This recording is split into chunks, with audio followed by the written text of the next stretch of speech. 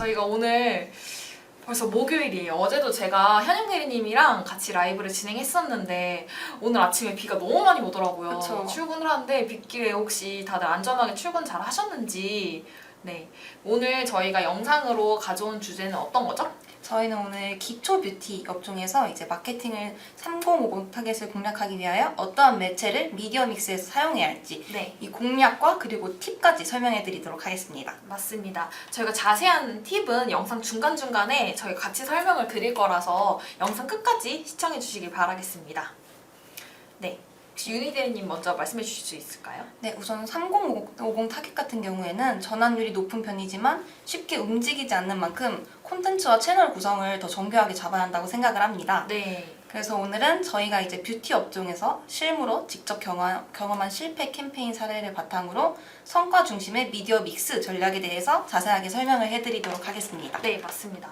만약에 영상을 저희 마케팅학교 영상을 자주 보시는 분들은 미디어 믹스? 뭔지 아실 것 같아요. 하지만 아직 모르시는 분들도 계실 것 같아서 미디어 믹스에 대해서 조금 짧게 설명을 드리도록 하겠습니다. 네. 미디어 믹스라고 하면은 어떤 걸까요? 일단 미디어 믹스라고 하면은 저희가 광고를 집행을 할 때 다매체, 즉 하나의 매체만 저희가 광고를 운영하는 것이 아니라 다른 매체랑 함께 혼합해서 같이 운영을 하는 것을 이제 미디어 믹스라고도 얘기를 하는데요. 예를 들어 정해진 예산이 뭐 100만 원이면 100만 원, 몇백만 원, 크게는 이제 몇 가지 월 예산이 편성이 되는데 브랜드 규모에 따라서 해당 예산을 하나의 매체에만 너무 편성해서 가중하는 것이 아니라 일정 예산별로, 비율별로 네이버 검색 광고에는 얼마, 메타 광고에는 얼마, 구글 광고에는 얼마, 뭐 버티컬 매체에는 얼마 이렇게 등등 매체별로 예산을 쪼개서 광고를 집행하는 것을 미디어 믹스라고 합니다. 네, 맞습니다. 네.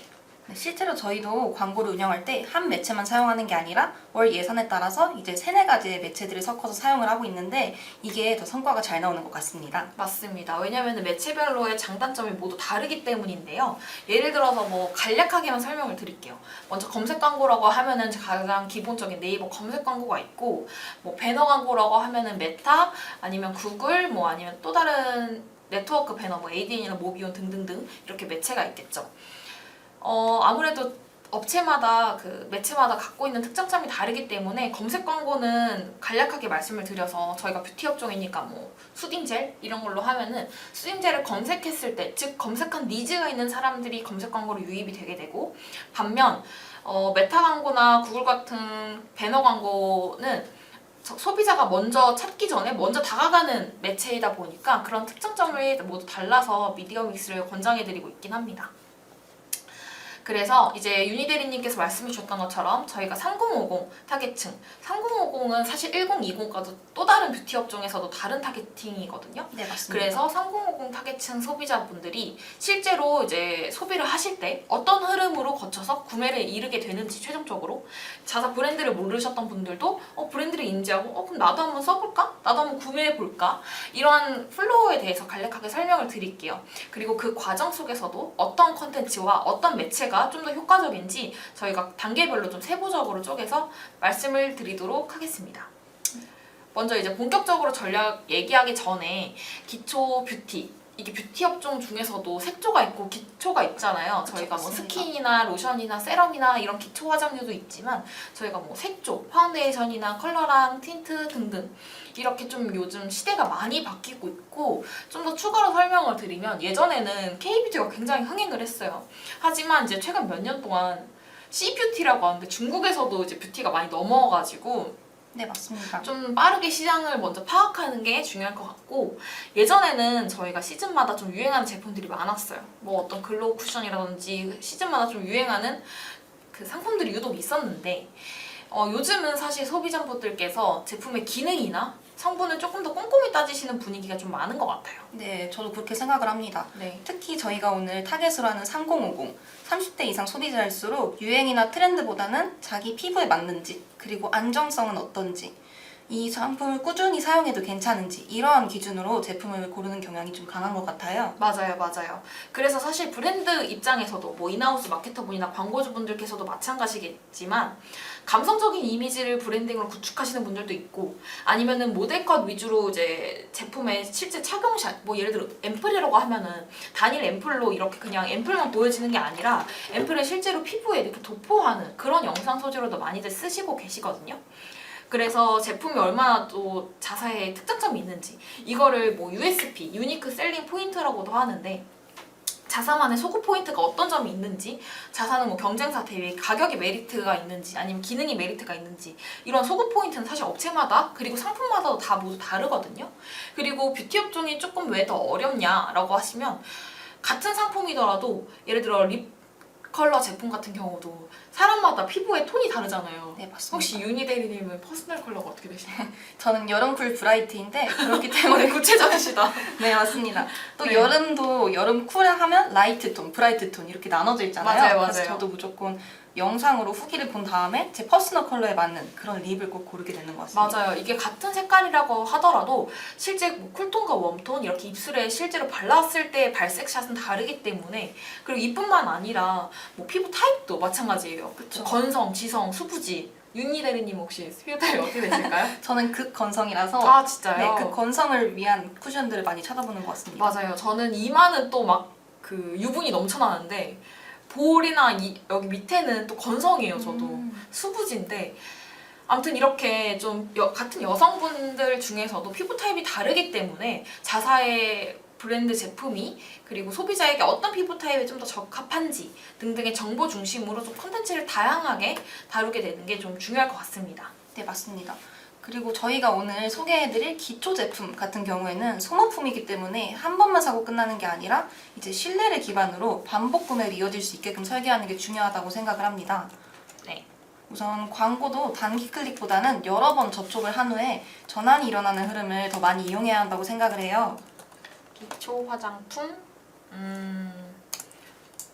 기초 화장품은 단기간 사용이 아닌 중장기적으로 사용하는 제품. 네, 그럼 맞습니다. 바꿔서 말하면 한 번 쓴 저희의 자사 고객은 피부 타입에 따라서 쉽게 안 바꾼다는 말로도 역설적으로 될 것 같아요. 그쵸? 예를 들어 저도 실제로 제가 사용하고 있는 앰플이나 세럼이 있는데, 이게 오랫동안 이 제품만 사용하다 보니까 좀 질리는 거예요. 그래서 제가 다른 제품을 한번 사용해볼까 해서 다른 제품을 사용해봤는데 역시나 제 피부 타입에 맞지 않아서 다시 옛날에 썼던 그 제품 다시 돌아왔던 기억이 있거든요. 네, 저도 그런 것 네, 같습니다. 그쵸. 윤희 대리님도 혹시 그런 제품 있나요? 네, 저도 평소에 똑같이 쓰던 앰플 한 2년 동안 쓰다가 사실 최근에 새로운 제품이 쓰고 싶어서 네. 다른 브랜드의 앰플을 써봤어요. 네, 네. 그런데 바로 트러블이 나버려가지고 그쵸. 결국은 제가 원래 쓰던 브랜드로 돌아오게 되더라고요. 맞아요. 그래서 기초 화장품 같은 경우는 색조랑 다르게, 색조는 사실 저희가 뭐 이것도 써볼 수 있고 저것도 써볼 수 있고 이탈률도 많고, 그리고 바꿔서 말하면 충성 고객이 그만큼 좀 적을 수 있을 것 같아요. 그쵸.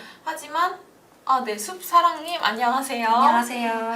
그런 것처럼 기초 화장품은 자사 피부에 맞춰서 사용을 하셔야 되기 때문에 트러블에 대한 리스크도 사실 있잖아요. 네, 맞습니다. 그렇다 보니까 기초 화장품은 바꿔서 말하면 좀 잠재 고객이 많을 수도 있다. 충성 고객이 많을 수도 있다. 이렇게 말씀드리실 것 같아요. 네. 조금 더 설명 다시 드리면, 최근에 이제 브랜드 분들도 기능성 제품이나 피부 타입 제품으로 조금 더 세분화가 됐어요. 예를 들어 옛날에는 그냥 뭐 크게만 나누면 그냥 뭐가 있을까요? 그냥 뭐 레드, 오렌지, 핑크 이렇게 립 컬러가 있고, 기초 화장품도 마찬가지였는데 색조도 요즘에는, 제가 어제도 마침 올리브영에 갔거든요. 퇴근하고. 네. 올리브영에 갔는데 그 같은 틴트라고 하더라도 같은 빨간색 중에서도 뭐 쿨 베스트, 웜 베스트 이렇게 조금 더 색조가 더 세분화되어 있더라고요. 그쵸. 요즘 저도 올리브영에 가보면 뭐 가을 웜 베스트, 여름 쿨 베스트 이런 식으로 퍼스널 컬러에 맞게 다 섀도우나 립이나 색조 화장품들이 나눠져 있더라고요. 맞아요. 그래서 소비자분들도 마찬가지로 좀 더 구체적으로 자신에게 맞는 좀 더 핏한 컬러나 핏한 제품을 찾는 경향이 좀 예전에 비해서는 많이 강해진 것 같아요. 그래서 이런 모든 시장 현황과 흐름이 마케팅에도 사실 다 적용이 되어야 하거든요. 네, 맞습니다. 그래서 그냥 단순하게 많이 보여지는 게 중요한 게 아니라 어떤 매체에서 결과적으로 어떻게 설득을 하고 어떻게 후킹을 해서 최종적으로 어떻게 구매까지 이루어지는지가 가장 중요할 것 같습니다. 네, 저도 그렇게 생각을 합니다. 그럼 저희 이제 타겟 분석으로 들어가 보도록 할까요? 네. 이제 타겟 분석에 대해서 조금 더 딥하게 말씀을 드릴게요. 앞서 말씀드렸던 것처럼 1020과 3050에는 큰 차이가 있어요. 먼저 1020 여성 3040 50까지도 가도 될 것 같아요. 네. 3050 여성 이렇게 나누면은 1020은 아무래도 제품군보다도 사실 브랜드보단 제품에 좀 더 치우쳐 있는 경향이 많은 것 같아요. 일단 제품의 객단가, 제품의 단가도 당연히 3050보다는 1020이 훨씬 더 낮고요. 그리고 3050은 저렴한 가성비 제품보다도 대부분 조금 비싼 프리미엄 제품들을 많이 쓰시는 경향이 있어요. 그러다 보니까 브랜딩이 되어 있는지, 예를 들어 3050 같은 경우는 백화점에 입점되어 있는 브랜드도 많이 쓰시고 네, 그 맞습니다. 외에는 에스테틱 브랜드 같이 좀 더 비싼 브랜드도 많이 쓰시거든요. 그쵸. 그래서 오늘은 조금 핵심 타겟으로 3050에 포커스해서 얘기를 해볼게요. 즉 30대에서 59세까지 3050 사이에 기초 뷰티 구매층은 최종적으로 이제 결제 직전까지에 가는 과정이 매우 신중한 편이긴 해요. 왜냐면은 1020 세계대보다도 제품의 단가가 워낙 비싸기도 하고 기초 뷰티에서 사실 3050의 타겟은 1020에서 타겟하는 소구 포인트가 좀 다르거든요. 네, 맞습니다. 혹시 유니레리님은 요즘 피부 타입이나 이런 거에 고민 있으신가요? 사실 지금 여름이다 보니까 저도 이제 건성이어도 아무리 건성 피부를 이제 건성 쿠션을 사용했을 때 또 너무 건조한 느낌이 없지 않아 있더라고요. 맞아요. 그래서 요즘에는 제 피부 타입보다는 여름을 공략하는 그런 쿠션들을 찾아서 보게 되는 것 같습니다. 맞아요. 제가 오늘 라이브를 이제 진행을 하면서 그리고 제가 이제 뷰티 업종을 담당을 몇 개 하고 있다 보니까 알게 된 사실인데 네. 10대, 20대, 30대, 40대, 50대의 여성분들의 피부 타입 고민이 모두 공통된 고민이 있었어요. 뭐 예를 들어 30대, 40대, 50대는 피부 주름, 탄력 뭐 이런 거라고 하시면은 1020도 뭐 여드름 흔적 뭐 이런 잡티 이런 거에 대한 고민이 있으셨거든요. 근데 10부터 50까지 모두 공통적인 고민 중 하나가 바로 미백이었어요. 그래서 모두 다 얼굴이 하얘지고 싶은 욕심이 있는 거죠. 그래서 이런 연령대별 소구 포인트도 모두 다르기 때문에 이런 게 제품에 당연히 녹아져 있어야 하고 그리고 최종적으로는 광고 마케팅에도 이게 적용이 되어야 한다고 생각을 합니다. 네, 맞습니다. 그리고 특히 가격이 어느 정도 있는 고단가 제품일수록 처음 보는 브랜드를 저희가 바로 구매하진 않잖아요. 아무래도 검색을 여러 번 하면서 실제 사용자분들의 이제 후기나 피부 반응까지 다 살펴보는 경우가 많은 것 같아요. 맞아요. 그래서 광고를 진행을 할 때도 이 타겟을 한번 보여준다고 바로 전환되지 않아요. 특히 남성분들은 이게 뭐 성별로 저희가 이렇게 하는 건 아닙니다만 남성분들은 여성분들에 비해서 광고를 보시고 특히 배너 광고를 보시고 구매하시는 전환율이 조금 더 높은 경우에 종종 있어요. 이게 특히나 뭐 식품이나 아니면 남성분들이 주로 좀 많은 캠핑이나 이런 업종에서 좀 뚜렷하게 데이터가 나오는데요. 여성분들은 그에 비해서 저희가 광고를 볼 때 광고를 보고 바로 구매하지 않고 이 제품 한번 괜찮네 한번 보고 그 다음에는 이 제품 그러면 다른 사람들 리뷰는 어떻지? 리뷰도 봐야 되고 심지어 더 까다롭게는 제품 브랜드와 자사가 좀 맞는지 자기가 맞는지 브랜딩까지 보는 경우가 굉장히 많아요. 그 인스타 계정에도 한번 들어가 보고 해당 제품을 써왔던 유튜버들의 후기도 한번 찾아보고 제품의 리뷰도 한번 찾아보고 객단가도 한번 찾아보고 등등등 여러 가지 요소가 최종적으로 여성분들의 구매까지 이어지기 때문에 제 생각엔 남성분들의 타겟팅보다도 뷰티 업종이 그만큼 성과가 내기가 어렵고 아마 내부적으로 이 고민하시는 광고주분이나 인하우스 마케터분이나 담당자분께서도 고민이 많으실 것 같아요. 그렇죠. 저도 지금 예진 대리님의 얘기를 들어보니까 제가 실제로 뷰티 화장품을 구매할 때 하는 흐름과 또 너무 똑같더라고요. 맞아요. 저 같은 경우에도 실제로 여러 채널을 오가면서 브랜드를 접하고 그 뒤에 이제 검색을 해보거나 상세 페이지로 들어가면서 뭐 후기나 이제 피부 민감도가 어땠는지 같은 그런 상황들을 다 살펴보거든요. 네. 그래서 보통 소비자분들 같은 경우에는 SNS에서 한번 보고 그 이후에 또 나중에 블로그나 유튜브에서도 다시 접하고 이후에 이제 검색까지 이어지는 흐름으로 확인을 할 수 있을 것 같아요. 맞아요. 그리고 저희가 좀 포커스해서 말씀드리는 3050 같은 연령대는 제품력은 당연히 좋아하고요. 왜냐? 제품의 단가가 그렇게 저렴하지 않을 테니까. 플러스로 이제 뭐 지인 추천이라든지 이런 입소문도 사실 무시할 수 없거든요. 네, 이런 맞습니다. 입소문은 그럼 어떻게 마케팅 적용하냐? 바로 바이럴 마케팅이에요.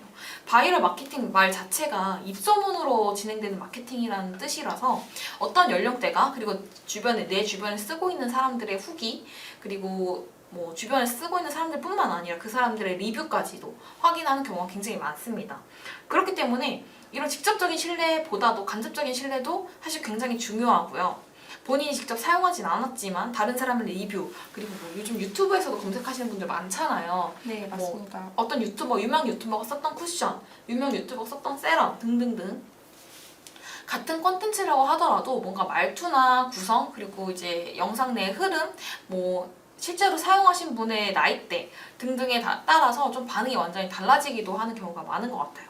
네, 저도 지금 예진대리님의 말을 들으니까 생각나는 바이럴 두 개가 있는데요. 네. 저희 혹시 예진대리님 혹시 그 오프라 하이라이터라고 네네. 에스파 지델님께서 맞아요. 사용하셔서 되게 유명해졌던 하이라이터를 아시나요? 네네네. 제 주변에서도 실제로 에스파 지델님이 활용하시는 그 오프라 하이라이터를 바이럴로 보고서 많이 구매하시는 분들이 많더라고요. 맞아요. 그리고 또 저희 부모님 같은 경우에는 이제 아일릿의 원희님이 사용하셨던 어성초 패드 오, 네네. 그게 되게 지금 바이럴로 유명했었는데 또 저희 부모님 같은 이제 50 세대 분들도 바이럴을 요즘은 많이 이용하시는 것 같더라고요. 맞아요. 특히 브랜드 입장에서는 단순히 많이 노출하는 게 아니라 정확한 타겟이나 신뢰감 있는 방식으로 보여주는 게 훨씬 중요해졌다고 생각을 해요. 맞아요. 그래서 최종적으로 이제 정리를 좀 해보면 1020 여성에 비해서 여성 3050 세대는 좀 더 정보 탐색이나 이런 플로우가 조금 더 길어요. 그렇기 때문에 반복적으로 계속 노출해서 자사를 인지시켜야 되고요. 자사 상품이라든지 프로모션이라든지 이벤트라든지 이런 내용들을 계속 반복적으로 노출해서 인지를 시킬 수밖에 없도록 하는 게 중요해요. 그 다음에 설득으로 이어질 수 있도록 뭐 아까 말씀 주셨던 다양한 바이럴이라든지 컨텐츠를 배포하는 거라든지 브랜딩 구축이라든지 이런 방법들을 통해서 소비자분들한테 판단될 수 있도록 하는 플로우가 있습니다. 그래서 결국 이런 특성을 고려해서 광고 퍼널을 설계를 해야 최종적으로 성과가 나오는데 이거는 사실 뭐 광고를 집행하시면서 이제 저희가 앞서 말씀드렸던 내용뿐만 아니라 검색 광고나 메타 광고, 구글 광고, 그리고 이게 자사에 어떻게 적용되는지, 세부적인 세팅 값은 어떤지 등등등 이런 거는 마케터 분들에 따라 영향도 차이가 있고 브랜드와 예산에 이미 브랜딩이 어느 정도 되어 있는지 자사 브랜드의 검색량은 어느 정도인지에 따라서도 좀 세부적으로 많이 나뉠 수 있거든요. 그래서 만약에 이 영상을 보고 계시거나 지금 라이브를 보고 계시는 분들 중에서 나는 좀 뷰티업 좀 지금 광고하고 있는데 내부적 고민이 있다 라고 하시면 저희 상단에 이렇게 여기 네임카드가 있거든요. 이쪽으로 연락 주시면은 저희가 1대1 컨설팅이나 자세하게 좀 상담 도와드릴 수 있도록 하겠습니다. 그럼 저희 이제 본격적으로 미디어 믹스 매체 전략에 대해 얘기를 해볼까요? 네. 일단 아까 미디어 믹스에 대해서는 짧게 소개를 드렸고 미디어 믹스나 이제 매체에 대한 전략에 대해서 말씀을 드릴게요. 3050 여성 같은 타겟은 행동 흐름이 사실 1020과는 크게 다르진 않거든요. 그래서 이거를 뭐 퍼널별로 이렇게 쪼개서 진행을 한다기보다는 큰 흐름 쫓아가되 브랜딩의 구축이라든지 소구 포인트나 이러한 점이 더 중요할 것 같아요. 일단은 이거를 저희가 최종적으로 구매를 하기까지의 단계를 간략하게만 먼저 설명을 드리면은 아마 이거는 저희가 이제 마케터이기도 하지만 저희도 같은 여자이고 소비자로서 생각을 바꿔 말하면 나올 것 같아요. 네, 맞습니다. 뭐 첫 번째로는 브랜드를 처음에 몰랐던 분들이 자사 브랜드를 인지하는 단계. 그 다음에는 브랜드는 알아, 혹은 상품은 알아. 하지만 상품은 몰랐지만 브랜드는 알아. 아니면 뭐 반대로 브랜드는 알지만 상품을 몰랐던 분들도 정보를 탐색하는 단계. 이때 필요한 게 바로 검색 광고거든요. 그렇기 때문에 검색 광고는 저희가 항상 필수적으로 좀 가져가야 하는 매체다라고 말씀을 드리고 있고, 그 다음에 이제 세 번째로는 제품에 대한 후기도 알았어. 제품도 알고 이제 브랜드도 어느 정도 인지를 했어. 그럼 그 다음에 이걸 내가 살지 말지 구매하는 그 기로에 놓였을 때 나오는 단계거든요. 네, 저는 이렇게 처음에 광고 매체를 이제 전략을 기획할 때 퍼널을 나눠서 생각하는 게 편하다고 생각을 해요. 이렇게 퍼널을 나눠서 생각을 하면 각 단계마다 어떤 매체를 써야 할지 아까 검색 광고 말씀해 주셨던 것처럼 이렇게 바로 자연스럽게 정리가 되거든요. 맞습니다. 그래서 우선 뷰티 업종 같은 경우는 무조건 인스타만 돌리는 것도 검색 광고만 하는 것도 이 타겟에게는 성과가 매우 제한적일 수가 있어요. 특히 저희가 오늘 말씀드렸던 3050 타겟 같은 경우에요. 네. 그래서 먼저 첫 번째로는 인지도 형성 단계입니다. 이때 쓸 수 있는 광고 매체는 바로 검색 광고보다는 배너 매체가 당연하고요. 배너 매체도 저희가 뷰티 업종 같은 경우는 거의 필수적으로 제안을 드리는 게 메타 광고예요. 왜냐면은 아마 3050까지도 사실 구매 점유율 굉장히 높거든요. 이게 인스타커 젊은 애들만 하는 거 아니야? 라고 생각하실 수 있는데 아닙니다. 30대부터 50대까지도 충분히 많이들 활용을 하시고요. 그 외에는 뭐 유튜브 광고, 유튜브도 많이 이제 구글에서도 집행을 가능하기 때문에 유튜브 광고도 많이들 하고 계세요. 그래서 이런 배너 매체로 했을 때 인지도를 좀 더 형성을 하고, 그 다음에 3050 같은 경우는 뭔가 너무 광고처럼 보이는 컨텐츠보다도 일상 속에 조금 자연스럽게 노출되는 광고 형식이 좀 더 효과적이거든요. 비슷한 예시로 3050 세대도 유튜브를 요즘 많이 보시잖아요. 네, 맞습니다. 사실 뭐 50뿐만 아니라 60대 이상까지도 유튜브를 많이 보고 계시는데, 유튜브에서 내가 즐겨보는 유튜버가 해당 제품을 사용한다? 하면 나도 한번 써볼까? 라면서 바로 링크를 타고 넘어갈 수 있도록 하는 그런 전략도 있거든요. 혹시 또 추가로 말씀해 주실 부분이 있을까요? 특히 요즘 3050 세대분들도 많이 사용하시는 메타는 스토리나 릴스처럼 짧고 가벼운 형식으로 노출했을 때 거부감이 들지 않도록 첫 저점을 만들 수 있을 것 같아요. 네. 그리고 여기서 또 하나 제가 중요하다고 생각을 하는 거는 이 단계에서는 브랜드 설명보다는 사용 장면, 그리고 피부 타입별 추천, 뭐 성분 요약 같은 생활 밀착형 메시지를 사용해주는 게 더 좋다고 생각을 합니다. 맞아요. 제가 예전에 작년인가 재작년부터 이제 오랫동안 해오던 뷰티 브랜드가 있는데, 거기가 이제 모델링 팩을 판매하는 뷰티 브랜드였어요. 근데 거기서 모델링 팩을 파는데, 모델링 팩은 하면 어떤 이미지가 떠오르세요? 저는 사실 모델링 팩을 많이 사용해 본 적은 없는데 그래요? 네, 혹시 선배님, 네, 예진대리님께서는 어떻게 생각하시나요? 저는 모델링 팩을 제가 종종 쓰는데, 아무래도 모델링 팩의 그 단면적인 이미지보다도 실제로 이제 그 모델분이나 아니면 뭐 인플루언서분, 어쨌든 실제 여성분이 이렇게 모델링 팩을 사용하시는 이미지가 좀 더 후킹이 좋을 것 같다고 생각을 했거든요. 그래서 원래 제가 이제 저랑 이관하기 전에, 같이 집행하기 전에 내부적으로 쓰시던 메타 소재가 너무 후킹력이 떨어지는 거예요. 분명 모델링 팩인데 지금 이 소재가 메타 광고에서 모델링 팩을 홍보하려고 하는 건가? 라는 의구심이 좀 드는 정도로 소재가 너무 후킹성이 떨어진다고 생각을 해서, 제가 저희 소재는 이런 거 말고 실제로 여성분들이 모델링 팩을 하는, 모델링 팩이라고 하면 일반 저희가 마스크팩이랑 다르게 가루랑 물을 일정량 섞어서 이렇게 해서 도포해서 바르는 게 모델링 팩이거든요. 네, 많이 본 것 같습니다. 맞아요. 피부과 에스테틱 샵에서도 많이들 하고 계시고, 그래서 제가 이런 거를 조금 더 후킹으로 영상을 써볼 수 없냐라고 제안을 드려서 최종적으로는 그 모델링 팩이랑 이제 가루랑 앰플이나 뭐 스킨이나 이런 물 같은 액체류랑 같이 섞어서 이 점성을 이렇게 같이 보여드리는 꾸덕한 이 느낌을 보여드렸더니 그 영상 소재에서 굉장히 많이 성과가 나왔던 경험이 있습니다. 네, 저도 생각을 해보니 모델링 팩 같은 경우는 피부에 이렇게 밀착되는 형식이잖아요. 그렇기 때문에 그런 텍스처가 중요할 것 같아서 아까 대리님이 말씀해 주셨던 것처럼 직접 섞어서 이렇게 점도나 아니면 텍스처를 보여주는 방식으로 그렇게 광고를 진행해봐도 좋을 것 같다고 생각이 듭니다. 맞습니다. 그래서 앞서 말씀드렸던 이런 구간에 대해서도 혹시 좀 추가로 말씀 주실 수 있을까요? 이 구간 같은 경우에는 네이버 파워링크나 그리고 브랜드 검색 광고 또는 블로그나 유튜브 후기 같은 것도 함께 활용을 할 수 있는데, 여기서 특히 브랜드 검색 같은 경우는 제품에 대한 정보를 정리한 형태로 보여줄 수가 있어서 고객 입장에서 봤을 때 신뢰도가 훨씬 맞아요. 높아질 수 있을 것 같아요.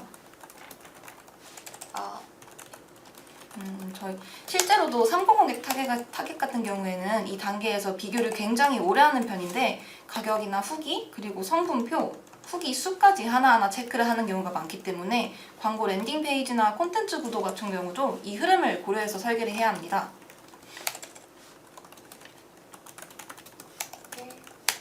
먼저 다가가는 광고를 통해 다가오는 광고, 이렇게 하면 될 것 같아요. 네, 맞습니다. 그리고 이제 저희 마지막으로 전환 유도 단계에 대해서 설명을 해보려고 하는데요. 이제는 브랜드도 어느 정도 인지를 하고 있고 제품을 탐색한 고객이 구매로 넘어가기 직전에 마지막으로 가장 중요한 킥 포인트가 필요한 시점이라고 할 수 있을 것 같아요. 맞아요. 자사 브랜드도 이제 알았고 상품도 알았는데, 저희가 사실 그것만을 위해서 광고를 집행하는 건 아니잖아요. 네. 이커머스 업종에서는 가장 중요한 게 저는 전환수, 그러니까 구매수죠. 네. 구매수 혹은 뭐 전환 매출액, 광고 로아스가 가장 중요한 포인트라고 생각을 하는데요. 이 단계에서는 자사에서 어떻게 전략을 취해야, 어떤 매체를 적용해야지 이제 광고 좀 효과적이냐라고 말씀을 주시면 네이버 GFA나 구글 디스플레이 같은 GDN 같은 광고를 많이 추천을 드려요. 왜냐면은 GFA나 구글 네트워크 배너 같은 매체는 리타게팅이 활용 가능하거든요. 특히나 GFA에서는 뭐 키워드 타겟팅, 스토어가 있다면 스토어 타겟팅도 가능하고 알림받기 같은 타겟팅도 가능할 뿐더러 구글에서는 경쟁사에 대한 타겟팅도 가능하거든요. 뭐 추가로 앱에 대한 타겟팅도 가능하고 그리고 내가 봤던 뭐 키워드도 당연히 타겟팅이 가능하고요. 그렇기 때문에 장바구니 이탈자나 뭔가 자사 상세 페이지나 이러한 유입으로 대상으로 할인 정보나 뭐 프로모션, 사실 뷰티 업종에서는 프로모션 굉장히 많거든요. 그렇죠. 이번 달에도 뭐 진행하는 여름 썸머 페스티벌, 뭐 이런 썸머 페스타라고도 많이들 하시는데 이런 일정 기간에 대한 프로모션도 있고 그리고 자사 신제품 출시에 대한 홍보, 그리고 자사 브랜딩에 대한 그런 소구 포인트 등등 후킹할 수 있는 포인트가 많기 때문에 이런 부분을 다양하게 좀 노출을 해주시면은 보다 전환율을 좀 끌어올리는데 도움이 될 거라고 생각을 합니다. 네, 저도 실제로 뷰티 업종과 같은 지금 이씨 업종을 다양하게 운영을 하고 있는데 네. 광고 운영을 하면서 이씨 업종에서 빼놓을 수 없는 건 리타게팅 광고더라고요. 네. 그래서 이걸 쉽게 말해보자면 고객이 살까 말까 고민을 하고 있을 때 후기나 할인 같은 정보들이 한 번 더 이렇게 자극을 줄 수 있어요. 그래서 마지막 이 단계에서는 정보보다는 결정 한 요소 위주로 메시지를 짜는 게 가장 중요한 포인트라고 생각을 합니다. 맞습니다. 그래서 일단 여기까지 저희가 기본적인 퍼널 그리고 어떻게 인지를 하고 최종적으로 구매를 하시는지에 대한 전략을 살짝 말씀을 드렸고 다음에서는 저희가 매체별로 어떤 컨텐츠를 활용하면 좋을지 뭐 예를 들어 크리에이티브한 구성 팁으로 먼저 말씀을 드릴게요. 만약에 이제 광고를 집행하시기 전에 어떤 매체로 하실지가 만약 결정이 되었다면 그 다음으로는 어떤 컨텐츠를 어떻게 보여줄지가 중요해요. 저희가 실제 사례로 한번 말씀을 드릴게요. 혹시 지금 생각나는 제품이 하나 있으실까요? 기초 제품 중에 아무거나 말씀해 주면 될 것 같아요. 아무래도 여름이다 보니 수분크림이 생각이 나는데요. 네. 수분크림이요? 네. 수분크림. 수분크림을 이렇게 검색을 했을 때 네이버 이제 가격 비교 쇼핑 검색 지면인데요. 검색을 하셨을 때 여기 주황색으로 보이시는 게 이제 기본 확장 소재 문구예요. 기본 홍보 문구인데 저희가 이걸 왜 보여드리냐라고 하시면 여기 보이시는 것처럼 주황색 글씨로 어떤 제품을 하더라도 같은 수분크림으로 검색했을 때 지금 주황색 보이시는 문구가 아예 다르죠. 위에는 쫀득촉촉 피부, 약간 뭔가 기능성이나 이런 쫀득촉촉에 대한 소구 포인트를 쓰셨다면 밑에는 공식몰, 이미 브랜딩이 되어 있는 업체죠. 그러다 보니까 얼마 이상 구매 시 추가 증정과 같은 혜택적인 프로모션을 먼저 노출을 했어요. 뭐 수분크림 말고 저는 재생크림 한번 찾아볼게요.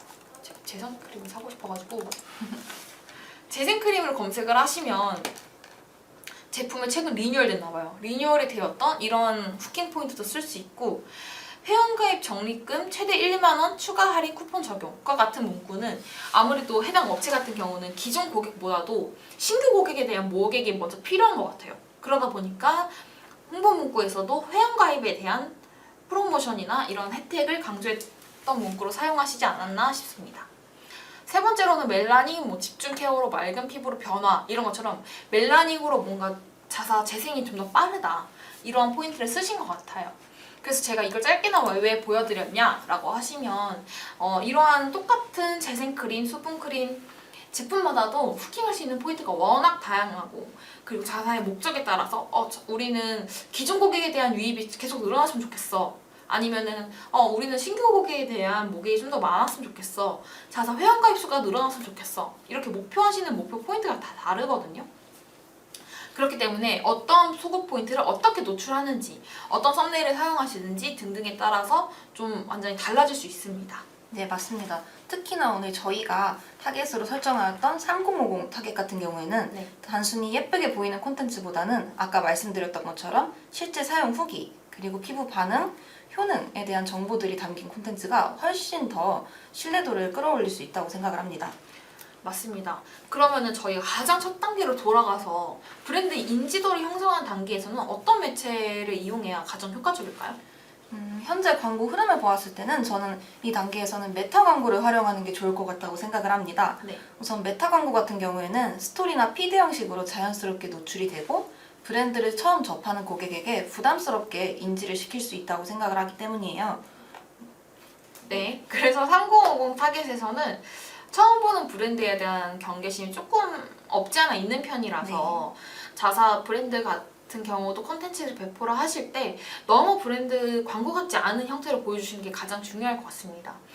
추가로 조금 더 첨언을 드리면은 저희가 3050이나 사실 1050 타겟팅 같은 경우도 저희가 아까 구매하기 전에 자사 브랜딩을 많이 본다고 했잖아요. 네. 그 브랜딩을 어떻게 보시냐? 인스타 계정을 많이 보세요. 저도 사실 구매하기 전에 해당 브랜드가 어떻게 뭐 브랜딩이 되어 있는지를 볼 때 자사몰의 컨디션도 보지만 해당 계정의 인스타 계정을 한번 확인해 보거든요. 그래서 만약에 팔로워가 너무 적진 않은지 제가 뭐 너무 몰랐던 브랜드는 아닌지 등등을 한번 보고 인스타 계정 피드를 이렇게 내려본 다음에 아, 이 제품에서 이 브랜드에서 미는 제품은 이거구나. 이 제품의 브랜드의 시그니처 제품 라인은 어떤 거구나를 먼저 알게 됩니다. 그래서 저도 지나치게 연출된 모델컷보다는 실제 사용 장면이나 피부 고민을 맞춘 내용이 더 효과적이라고 볼 수 있다고 생각을 합니다. 만약에 예를 들었을 때 40대 민감성 피부를 가진 사용자가 제품을 발라보는 영상 또는 혹시 사용 전후 비교컷 같은 걸 보여주는 방식이 효과적입니다. 맞아요. 그래서 사실 뭐 색조도 그렇고 기초 화장품도 마찬가지긴 한데 색조는 아무래도 저희가 뭐 틴트나 쿠션이나 블러셔 같은 경우는 이렇게 하자마자 바로 비포 애프터가 나오잖아요. 네. 사실 기초 화장품 같은 경우는 그런 경우가 많이 없거든요. 왜냐면 아까 말씀드렸던 것처럼 장기적으로 발라야 뭔가 미백이라든지 탄력이라든지 이러한 기능에 대한 효과가 나타나는 거다 보니까 그래서 앞서 말씀드렸던 유희 대리님이 말씀 주셨던 것처럼 그런 게 사실 어렵긴 해요. 그렇지만 발랐을 때 수분 광채감이 난다든지 그래서 그런 게 영상이나 단일 이미지보다도 영상이나 이런 게 좀 더 후킹성이 좋은 것 같다고 생각을 합니다. 최종적으로는 너무 광고스럽지 않게 노출을 하면서도 자사 브랜드나 상품을 꼭 인지를 시키는 게 중요할 것 같아요. 뭐 나도 한번 쓸 수 있겠다, 이거 나도 한번 써볼까? 라는 호기심과 이런 것들이 최종적으로 구매 전환에는 중요할 것 같습니다. 그래서 뭐 자사 제품에 관심이 생긴 경우에 그 이후에 자사 브랜드나 아니면 제품명을 직접 검색하는 단계에서는 어떤 광고 매체가 좀 더 효율적일까요? 지금 이 단계에서는 저는 검색 광고와 브랜드 검색 광고를 활용하는 게 좋다고 생각을 합니다. 우선 검색 광고와 브랜드 검색 광고 같은 경우에는 고객이 직접 브랜드나 키워드를 검색하는 시점이잖아요. 네. 그렇기 때문에 광고 노출 타이밍 자체가 전환에 가까운 시작 순간이라고 볼 수 있습니다. 그렇기 때문에 저는 검색 광고하고 브랜드 검색 광고를 꼭 활용해야 한다고 생각합니다. 맞습니다. 검색 광고랑 브랜드 검색 광고의 차이가 어떻게 되냐라고 물어보시면은 검색 광고 크게 사실 솔직하게 말씀드리면 검색 광고라는 큰 타이틀 안에서 파워링크, 쇼핑 검색, 브랜드 검색 이렇게 나눠지는 거예요. 그래서 브랜드 광고보다도 검색 광고가 좀 더 상위에 있다고 말씀해 주시는데 사실 이게 브랜드 검색 광고의 가장 큰 차이점은 저희가 그 쇼핑 검색이랑 파워링크는 CPC 형태거든요. 이게 CPC가 무슨 뜻이냐면 클릭당 비용이 청구된다는 거예요. 그 말은 즉슨 입찰가가 있고 한 번 클릭 시 입찰가가 일정 금액에 따라서 소진이 되는데 브랜드 검색 광고는 CPT 형태입니다. T가 여기서 타임이거든요. 즉 기간이에요. 기간에 따라서 일정 기간 동안 노출량이 어느 정도인지 그 구간이 있어요. 브랜드 검색에서 그 단가표가 있는데 검색량에 따라서 일정 구간 동안 한 달이면 한 달, 이게 최소는 7일부터 최대는 90일까지 계약이 가능합니다. 일정 기간 동안의 검색량에 따라서 그 기간에 대한 구매를 하신다고 보시면 될 것 같아요. 그래서 브랜드 검색 광고랑 검색 광고는 일부 차이가 있다. 네. 그래서 최종적으로 3050 여성 고객은 뭐 아까 말씀드렸던 것처럼 가격이랑 성분, 후기까지 전부 따져보시는 분들이 많아서 최종적으로 정보 신뢰도나 광고 성과에 좀 큰 영향을 줄 수 있는데 그래서 추천드리는 게 바로 브랜드 검색 광고예요. 왜냐면 자사몰을 검색하실 때 분명 네이버 검색창에 브랜드를 치실 거예요. 예를 들어 달바, 뭐 에스네이처 이렇게 뷰티 브랜드를 치시면 제일 상단에 뜨는 게 파워링크도 아니고 쇼핑 검색 지면도 아니고 바로 브랜드 검색 광고가 제일 우선적으로 뜨게 됩니다. 그러다 보니까 자사모를 이미 브랜드를 알고 계시는 분들이 검색해서 들어가는 거다 보니까 유입량이 높고 뿐만 아니라 전환율이 굉장히 높아요. 네, 맞습니다. 그래서 저희가 예를 들어봤을 때 뭐 피부 장벽 강화 수분 크림이나 민감성 피부 전용 등 기초 화장품 같은 키워드를 광고에 노출시키고 랜딩 페이지에서는 효능을 요약하거나 아니면 피부 타입을 추천하거나 후기 요약, 전 성분 검증 결과 같은 걸 보여주면 보기 배치 이렇게 전환으로 잘 이어질 수 있겠죠? 네, 맞습니다. 저는 그래서 피드백을 드릴 때 브랜드 검색 광고에 대한 소재도 의견을 많이 드리는 편이에요. 그래서 자사 브랜드가 어떻게 브랜드 검색 광고를 쓰고 계신지 이게 노출되는 시험이 굉장히 많거든요. 제가 예시로 몇 개 브랜드를 한번 브랜드 검색 광고를 어떻게 운영하고 계신지 한번 볼까요? 네이버에 한번 들어가서 달바 검색하면 이렇게 바로 뜨죠, 지면이.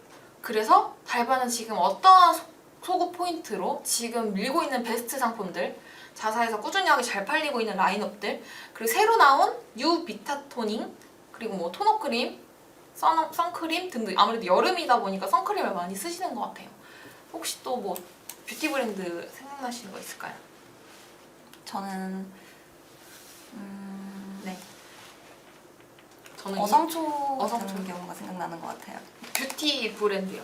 그 업체명. 뷰티 브랜드 갑자기 네. 생각이 안 나네요. 아 그래요? 네, 대리님 같은 경우에는 저 이솝 좋아해요. 이솝 해보겠습니다. 네. 이솝 같은 경우도 이렇게 자사 브랜드 검색 광고를 통해서 어떤 썸네일을 쓰고 있고 어떻게 브랜딩을 하고 있는지가 가장 중요할 것 같아요. 네.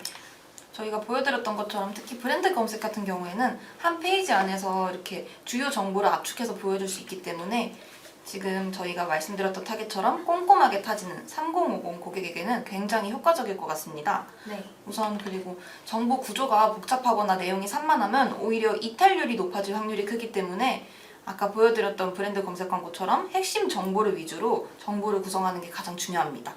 맞습니다. 마지막으로 이제 제품을 받지만 제품을 구매하지 않은 고객들에게는 어떤 광고가 좀 효과적일까요? 이 단계에서는 우선 리타겟팅 광고를 활용을 하는 게 가장 효과적이에요. 그래서 리타겟팅 광고 같은 경우는 아까 말씀드렸던 것처럼 이미 브랜드를 한 번 접한 고객에게 다시 한 번 더 제품을 떠올릴 수 있도록 하고 구매를 유도하는 역할을 합니다. 맞습니다. 예를 들어서 장바구니엔 담았지만 결제하지 않은 고객, 아니면 결제까지는 했지만 결제를 최종적으로 하지 않고 결제 시작 단계에서 이탈한 고객, 뭐 상세 페이지까지 받고 자사 컨텐츠는 받지만 이탈한 고객 등등이 여기에 이제 해당될 것 같아요. 네, 그래서 이럴 때는 제품의 장점보다는 확신을 줄 수 있는 그런 메시지를 짧고 강하게 후킹성 있게 전달하는 게 중요합니다. 예를 들어보자면 첫 구매 때 20% 할인을 해준다던가 아니면 3,000개 이상의 후기를 돌파했다던가 저희의 좀 이런 이목을 끌 수 있는 문구들 있잖아요. 네. 그리고 또 피부 자극 텍스트 통과 같은 문구가 효과적일 것 같은데요. 광고 디자인 같은 경우도 직관적이고 간결하게 후킹성 있게 구성을 하는 것이 가장 중요합니다. 맞습니다. 이 단계에서는 단순하게 제품 그냥 홍보하고 정보를 전달하는 게 아니라 지금 바로 구매해도 괜찮겠다는 확신을 심어주는 게 좀 더 핵심이라고 볼 것 같아요. 지금까지 저희가 주요 매체들이랑 이제 퍼널에 대해서 간략하게 설명을 드렸는데요. 3050 타겟은 충동 구매보다도 이런 컨텐츠나 리뷰나 등등의 여러 가지 브랜딩이나 정보 기반의 구매 성격이 좀 더 강하다고 말씀을 드렸잖아요. 그렇다 보면은 바이럴 컨텐츠나 인플루언서 광고가 3050에게도 과연 효과가 있을까요? 효과는 있지만 1020 타겟과는 다르게 유행이나 감성적인 연출보다는 이제 3050 타겟에 맞춰서 신뢰감, 실제 사용감, 검증된 정보 등의 중심을 콘텐츠로 접근을 해야지 성과를 얻을 수 있어요. 네. 그러면은 일반 후기 컨텐츠로도 조금 다르게 접근을 해야겠네요. 네, 당연히 다르게 접근을 해야 합니다. 우선 3050 여성 타겟에게는 네. 체험단 티가 나는 그런 광고성 후기보다는 민감성 피부에 2주 동안 써봤다던가 아니면 기존 제품과의 비교가 들어간 블로그 리뷰 같은 게 훨씬 더 신뢰를 많이 받을 수 있겠죠. 그래서 또한 사진도 과한 필터보다는 이제 자연광 그리고 비포 애프터 이미지, 네. 사용 직후 반응 같은 것들이 확실하게 보일 수 있는 사진을 콘텐츠로 자연스럽게 담는 게 좋습니다. 그리고 인플루언서 광고 같은 경우도 전문성을 중심으로 접근하는 게 좋는데요. 셀럽보다는 피부과 전공 유튜버나 피부 타입별 스킨케어를 주제로 운영하는 블로거나 제품 성분을 자세히 리뷰해주는 마이크로 인플루언서 같은 경우가 적합하다고 볼 수 있습니다. 맞습니다. 그래서 제품 내 성분이 어느 정도까지 이게 들어있는지, 아니면 민감성 피부나 테스트는 어느 정도까지 했는지 등등 이런 조금 더 딥한 내용을 보여주시면 아마 3050 소비자에게 조금 더 확실하게 신뢰를 하고 바로 최종적으로 구매까지 하실 수 있을 것 같아요. 네, 그래서 이런 콘텐츠들은 단독으로 노출을 하는 것보다는 기존 캠페인 퍼널 안에 연결해서 반복적으로 보여주는 게 훨씬 효과적입니다. 맞습니다.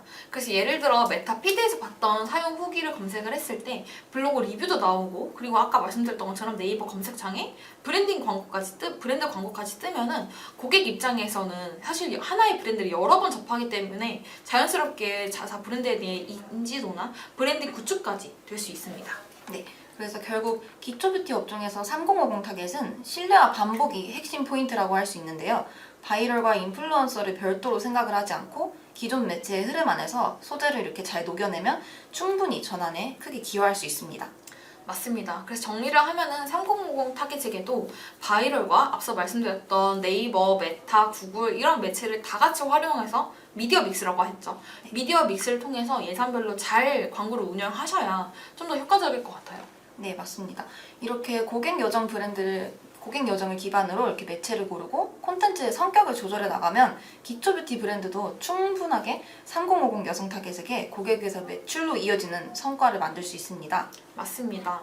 저희가 오늘 10시부터 지금 시간까지 저희가 3050 뷰티 업종에서 성과를 개선시키는 미디어 믹스 전략에 대해서 조금 짧게나마 말씀을 드렸어요. 네, 우선 처음 브랜드를 인지시키는 메타 광고, 그리고 정보 탐색 단계에서 필요한 검색 광고, 그리고 브랜드 검색 광고, 또 구매 전환을 유도하는 리타겟팅 광고까지 저희가 오늘 설명을 드렸는데요. 네. 이렇게 고객 여정을 기준으로 각 매체가 어떻게 활용이 되는지 정리를 해보았습니다. 네. 그리고 3050 타겟에게도 좀 더 효과적인 신뢰 기반의 바이럴 콘텐츠, 뭐 블로그 리뷰라든지 인스타 체험단, 유튜브 인플루언서 이렇게 말씀을 드렸는데요. 지금 라이브를 시청하고 계시는 분들도 자사 뷰티 업종에 맞춰서 전략을 하나씩 좀 영상이 도움이 되셨으면 좋겠습니다. 네, 오늘 저희가 이야기했던 전략들을 당장 이 모든 걸 다 적용하라는 얘기는 아니지만 각 브랜드의 제품 단가나 고객층, 그리고 매체 경험치에 따라서 조금씩 이렇게 조정을 해나가면서 써보신다면 충분히 좋은 성과 얻으실 수 있을 거라고 생각을 합니다. 네, 맞습니다. 오늘 저희가 준비한 내용은 여기까지고요. 윤희 씨 혹시 오늘 주제에 대해서 이야기해보면서 좀 어떠셨을까요? 저는 오늘 기초 뷰티 브랜드를 실제로 분석을 해보면서 3050 타겟에 대한 사실 고민이 좀 많았었어요. 광고 네. 운영하면서. 근데 오늘은 이 고민을 함께 나누고 정리할 수 있어서 저는 굉장히 의미가 있었던 시간이라고 생각을 합니다. 네, 영상 시청해주시는 분들에게도 조금 더 도움이 되셨으면 좋겠고, 저희는 지금까지 영상 시청해주셔서 너무 감사드리며 이만 마무리 인사하도록 하겠습니다. 네. 지금까지 광고 퍼포먼스 1본부 2팀 이혜진, 네, 광고 퍼포먼스 1본부 2팀 권윤희 대리였습니다. 감사합니다. 감사합니다.